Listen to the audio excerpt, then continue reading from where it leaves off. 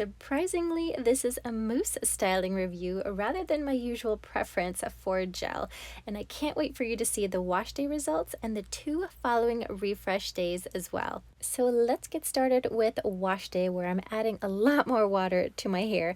Now I already applied the leave-in conditioner in the shower, and now I'm getting ready to apply the styling mousse. But I can already feel that my hair is drying up, and see how thin the curl clumps are. And I really want to get those juicy curls that I love to have. So I really try to get the most hydration into my hair before I apply the stylers, and the stylers will help to seal in that moisture and help your curls last for more days. So you can see here, I'm really trying to see when that transformation happens, when larger curl clumps start to form, and that really only happens with more and more water. So here, help me count how many pumps of this styling mousse I'm going to use. And look at these curl clumps already. I was very excited and pleasantly surprised. It was so fast to apply the mousse. I'm used to using a gel where we need to emulsify it with some water and then distribute it through and really feel for that coverage of the product. But for this mousse, it was just glazing the mousse over the hair, scrunching it in, and that was it. We're able to move on to the next section. So of course, depending on the results, this application already seems like it would be perfect for someone beginning their curly hair journey, or young teen or tween learning how to style their own hair, because this process is just really simple, really easy. The main technique is this sectioning. So I like to start on the bottom layer of my hair first, and then work in the middle band section of my hair. Here I'm working on one side, then I'll move to the back middle section, and then to the other side. And this technique also, where I'm just applying a little bit of product right up to the roots. So this is really helpful if you get frizzy roots or crown frizz. You don't want to leave that product sitting on your scalp for days, but you do want to apply it on the hair as close to the root as possible, and that'll help give you a more uniform coverage from roots to ends. And the reason I chose this particular mousse is because it said on the bottle that it had flexible hold, and it was for juicy curls. So I had never really heard that or seen that on a mousse product before. Usually there's foams and mousses, and they all do different things, so you really do have to read. Some are just a moisturizing type product that it says it just adds some type of shine. Some just add a little bit of hold, and they could be drying because they might have alcohols in them as well. So they're really all different. So this one was interesting because it said it was for conditioning and for flexible hold as well. Though in reading the directions, it does advise to use the leave-in conditioner first, and then applying an oil, and then applying the mousse over that. I decided to skip the oil, however, because they tend to be too heavy for my hair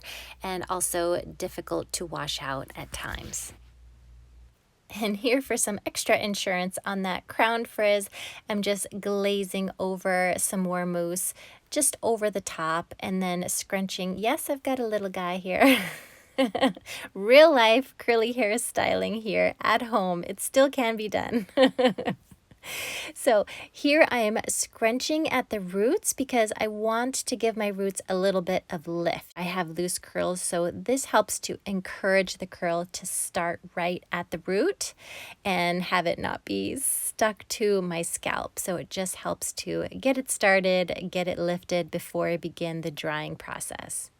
So here's how it looks up close. I just wanted you to see how there's no frizz while it's wet, and so I'm hoping that there will be no frizz when it's dry. Now, I was a little bit nervous diffusing with a mousse because I just felt that since it is such a light product, I didn't know if it could withstand the heat or even the movement. And the reason why I move around when I'm hover diffusing is because I don't want my curls to dry in one position. So I don't want them to all dry over to the left side or all dry over to the right side. I'm trying to create more flexibility with the movement so that I can have different styling options throughout the rest of the week.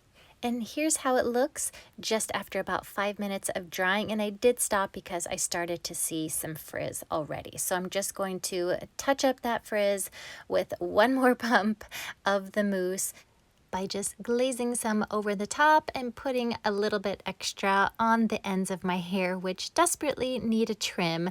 So they are going to be a little bit dry anyway. So the grand total of pumps of mousse required was 11. So let me know if you think this was a lot or if you think it was too little. So I personally thought it was a lot. 11 seems like a lot, but at the same time, my hair feels like it has the right amount of product. But here's how it looks 100% dry. So it lost some of its juiciness and some more slight frizz showed up, but I think it actually looks better in real life than it does on camera. It looks and feels really natural, as if I didn't apply any product to it at all. But of course, it does have an extra little secret benefit of having that moisture and that slight hold. But look at day 2. This almost looks unrecoverable. But I did decide to add some more product on this day because look how my curls are stretched out, they're flattened. I did sleep on a silk pillowcase, but I did not use any type of hair bonnet, scarf, or buff this time. So you can really see the damage that was done.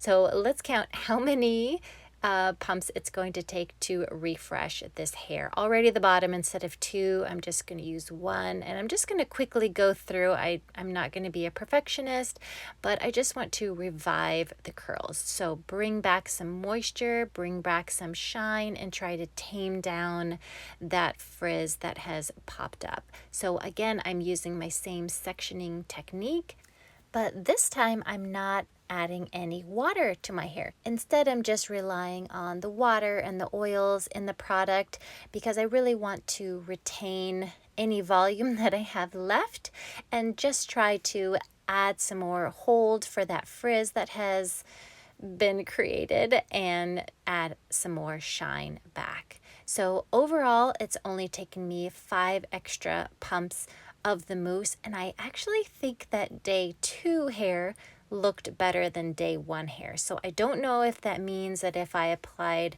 more product on day 1, if my hair would look better or not, but that is a good question to experiment. So let's move on to day 3, and it is getting really matted and flattened now. So I'm really need to fluff my roots first, which I didn't do until the end, but that's what I would always recommend to do first. Fluff your hair, get it unflattened before you begin refreshing your hair. As I feel like I probably have enough product in my hair, I'm only going to refresh with water. So I'm hoping the water will just reactivate the mousse and I can wear my hair down for another day. So I'm just spraying the water and I'm not combing the hair. I'm not raking it through. I'm actually just pressing the water into the hair, just smoothing the hair down to try to smooth down that frizz and see if this day 3 hair will be passable. And this water refresh actually worked. I was very surprised. Now, of course, overall, all these 3 days, there was still a bit of minimal frizz, functional frizz, whatever you'd like to call it. And yes, you saw that cowlick peeking out. So all that I can do at this point, since it's already styled, is just change up my parting to try to hide it. But it does come out if I don't pay good attention to it while styling. And my time is up. I have a little one here again today, and he is ready for mama. So I hope you've enjoyed this video. Let me know if you've tried these same products as well. I'd love to hear about it. Thank you so much for watching, and I'll see you next time.